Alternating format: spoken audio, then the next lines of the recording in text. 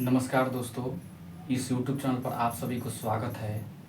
और आज हम लोग सीखेंगे त्रिकोणमिति लेक्चर वीडियो 2 में कि त्रिकोणमिति के फार्मूला जो है कैसे बनाए जाते हैं।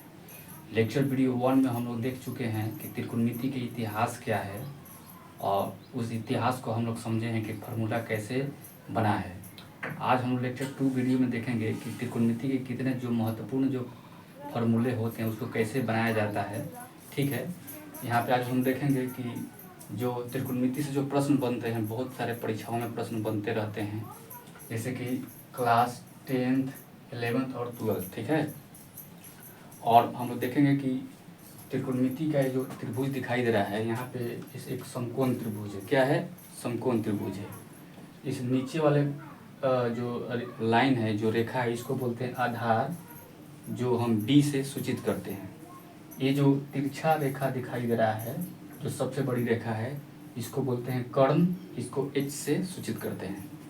और ये जो सीधा लंबा रेखा दिखाई दे रहा है, ये जो थोड़ा एकदम स्ट्रेट लाइन दिखाई दे रहा है, इसको बोलते हैं लंब, इसको पी से सूचित करते हैं। और इस दोनों रेखाओं के बीच में एक कोण बनता है जिसको बोलते हैं 90 डिग्री। ठीक है, और हम लोग देखेंगे आज कि जो जितने भी इस फॉर्मूले बनते हैं महत्वपूर्ण, उसको आज हम लोग देखेंगे कैसे बनाया जाता है। सबसे पहले देखेंगे कि अगर प्रश्न में जैसे कि पूछे कि कर्ण स्क्वायर, फार्मूला होता है कर्ण के स्क्वायर बराबर क्या होता है, तो बोलेंगे लंब के स्क्वायर प्लस आधार के स्क्वायर। ठीक है, दूसरा देखेंगे कि हम देख रहे हैं कि यहाँ पे स्क्वायर है, हम चाहते हैं कि इस स्क्वायर को हटा दें। ठीक है, जब स्क्वायर को यहाँ से हटा देंगे तब बोलेंगे कर्ण बराबर लंब के स्क्वायर प्लस आधार के स्क्वायर। लेकिन ई स्क्वायर के बदले यहाँ इस पे रूट चढ़ जाता है। ठीक है, इसलिए बोलेंगे कर्ण बराबर रूट अंडर रूट लंब के स्क्वायर प्लस आधार के स्क्वायर। ठीक है, चलिए यहाँ पे देखेंगे दूसरा फॉर्मूला देखेंगे।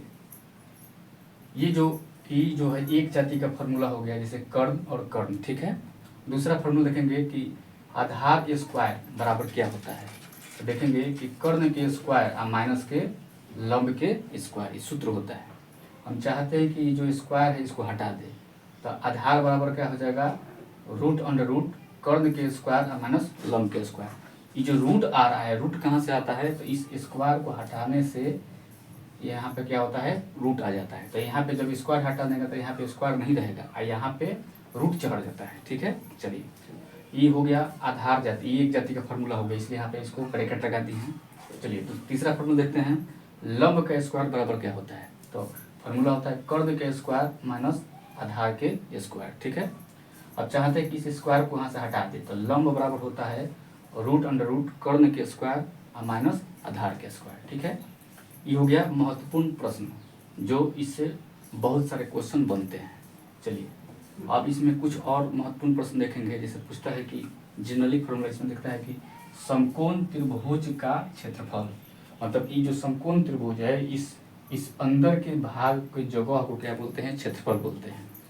तो पूछता है कि समकोण त्रिभुज का क्षेत्रफल बराबर क्या होता है, तो हम लंब और गुना आधार, ठीक है, लंब और गुना करके आधार इसमें 2 से भाग दे देंगे तो समकोण त्रिभुज का क्षेत्रफल निकल जाएगा। इसलिए समकोण त्रिभुज का क्षेत्रफल बड़ा होता है लंब गुने आधार बटा 2, तो हमारा समकोण त्रिभुज का क्षेत्रफल निकल जाता है। उसी प्रकार समकोण त्रिभुज के माध्यिका निकलना हो, मतलब कि समकोण त्रिभुज के माध्यिका का मतलब ये बीच वाला पैटर्न, ये बीच वाला जो भाग होता है इसी को बोलते हैं समकोण त्रिभुज की माध्यिका। ये मध्य बिंदु है। तो अगर समकोण त्रिभुज की माध्यिका पूछे तो समकोण त्रिभुज के माध्यिका बराबर फॉर्मूला होता है लंब गुने आधार बटा के कर्ण। लंब गुने आधार बटा कर्ण, मतलब लंब और आधार को गुना करके उसमें कर्ण से भाग देंगे, मतलब लंब और आधार को गुना करके उसमें कर्ण से भाग देंगे तो बीच वाला माध्यिका निकल जाएगा। ठीक है, तीसरा फॉर्मूला है कि समकोण त्रिभुज का परिमाप, मतलब परिमाप मतलब कि ये पूरा एरिया यहाँ से और यहाँ से, ये क्या होता है, परिमाप होता है। परिमाप मतलब होता है चक्कर लगाना, परिक्रमा करना। इसलिए समकोण त्रिभुज का परिमाप बराबर हो क्या होता है, समकोण त्रिभुज का परिमाप बराबर होता है लंब प्लस आधार प्लस कर्ण। लंब प्लस आधार प्लस कर्ण, मतलब तीनों को अगर जोड़ देंगे लंब को, आधार को और कर्ण को, तो क्या निकलेगा? समकोण त्रिभुज का परिमाण। चलिए, ये महत्वपूर्ण, इससे क्वेश्चन बहुत बार बनते हैं, ये फार्मूला है महत्वपूर्ण, ठीक है। इससे बहुत सारे परीक्षाओं में क्वेश्चन आते रहते हैं। अब इसमें देखेंगे ट्रिक, एक ट्रिक हम सेट किए हैं, जो इस ट्रिक के माध्यम से हम त्रिकोणमितीय अनुपात को, त्रिकोणमितीय अनुपात जो होते हैं कितने होते हैं? 6 होते हैं। हम त्रिकोणमितीय अनुपात जितने भी हम 6 होते हैं उसको हम आसानी से उसका वैल्यू हम पता कर सकते हैं इस ट्रिक के माध्यम से। ट्रिक हमारा है लाल बट्टा काका, इसको बोलते हैं ऊपर वाला लाल और नीचे बोलते हैं काका, ठीक है। एल के जगह पर हम लिखे, एल से मतलब होता है लंब, ए का मतलब होता है आधार, ठीक है ना। फिर एल का मतलब क्या हो गया? लंब, ठीक है। अब के का मतलब होता है कर्ण, इसको ध्यान रखना है। तो एल के जगह पर हम लिखे एस का मतलब साइन, ठीक है, क्योंकि साइन में एस आ रहा है।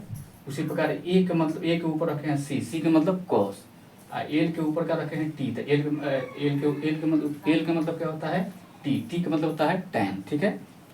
चलिए, अब यहाँ पे देखेंगे कि त्रिकोणमितीय अनुपात कितने होते हैं? 6। पहला होता है साइन, दूसरा होता है कॉस, तीसरा होता है टैन, चौथा होता है कॉट, पांचवा होता है सेक, छठा होता है कोसेक, ठीक है। तो पहले पूछता है कि साइन थीटा का त्रिकोणमितीय अनुपात क्या होगा। तो देखिए, साइन, इस मतलब क्या हो रहा है? इस मतलब साइन होता है, तो साइन के नीचे क्या है? एल बटा के, तो एल के मतलब क्या होता है? लंब, के का मतलब होता है कर्ण। डायरेक्ट हम इस ट्रिक के माध्यम से हम हमेशा के लिए याद रख सकते हैं। तो देखिए, साइन थीटा का वैल्यू क्या हो गया? एल से हो गया लंब और के से हो गया कर्ण, ठीक है। दूसरा देखेंगे कॉस थीटा का अनुपात क्या होता है? तो कॉस थीटा बराबर क्या होगा? तो देखिए, सी का मतलब क्या होता है? कॉस, तो इसके नीचे क्या है? ए मतलब क्या होता है? आधार, तो लिख दिए आधार। और के का मतलब क्या होता है? कर्ण, तो क्या लिख दिए? कर्ण। तो कॉस थीटा के अनुपात क्या हो गया? आधार बटा कर्ण, ठीक है। अब देखिए, यहाँ पे हो गया टैन थीटा का अनुपात क्या होता है? देखिए, यहाँ पे एल के ऊपर का लिखते हैं टी, तो टी मतलब टैन होता है। तो यहाँ पे देखेंगे कि एल का मतलब क्या हो गया? लंब, एल का मतलब क्या हो गया? लंब, आई का मतलब क्या हो गया? आधार, इसलिए टैन थीटा का वैल्यू क्या हो गया? लंब बटा आधार। चलिए, ठीक हो गया, ये हो गया इतना। अब देखते हैं कॉट थीटा। तो देखिए, टैन का उल्टा क्या होता है? कॉट।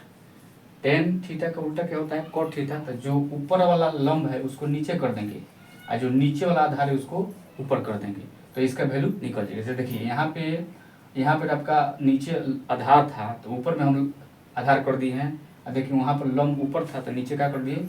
लंब कर दिए, तो क्या हो गया? इसका उल्टा, इसका वैल्यू निकल गया कॉट थीटा के। चलिए, अब यहाँ पे देख रहे हैं सेक थीटा। तो सेक थीटा का जो वैल्यू होता है वो किसका उल्टा होता है? कॉस का। तो देखिए, कॉस में ऊपर आधार है तो इसको नीचे कर देगा, कर्ण जो है नीचे तो उसको ऊपर कर देंगे, तो सेक का वैल्यू निकल जाएगा, इसलिए यहाँ पे कर्ण बटा क्या हो गया? आधार। चलिए, अब देखिए कॉसेक थीटा कॉसेक थीटा बराबर क्या होता है? तो कॉसेक थीटा किसका उल्टा है? साइन का। तो देखिए, साइन में ऊपर लंब था तो उसको नीचे कर देंगे, ठीक है, यहाँ पे नीचे कर दिए। कर्ण जो है नीचे है तो उसको ऊपर कर देंगे, तो कॉसेक थीटा का वैल्यू निकल जाएगा। देखिए, कर्ण बटा लंब, ठीक है। ये हो गया समकोण त्रिभुज का जितने भी महत्वपूर्ण फार्मूला है, ये हमारा फार्मूला हुआ, ठीक है। और इससे बहुत सारे परीक्षाओं में क्वेश्चन बनते हैं, ये एक बेसिक चीज़ है, क्योंकि देखिए त्रिकोणमिति एक ऐसा चैप्टर है, जब तक हम उसको बेसिक नहीं क्लियर कर पाएंगे तो इसको समझना बहुत कठिन होता है। इसलिए सबसे पहले हम बेसिक को समझते हैं, और बेसिक समझ लेंगे कि फार्मूला कैसे आया, तो उसको हम आसानी से कोई भी क्वेश्चन को सॉल्व कर सकते हैं, ठीक है। और हम लोग लेक्चर 3 वीडियो में देखेंगे कि त्रिकोणमिति के त्रिक बिंदु क्या होता है। त्रिक मतलब त्रिक बिंदु अलग से क्वेश्चन उससे बनाए जाते हैं। चलिए, थैंक यू, आगे देखेंगे।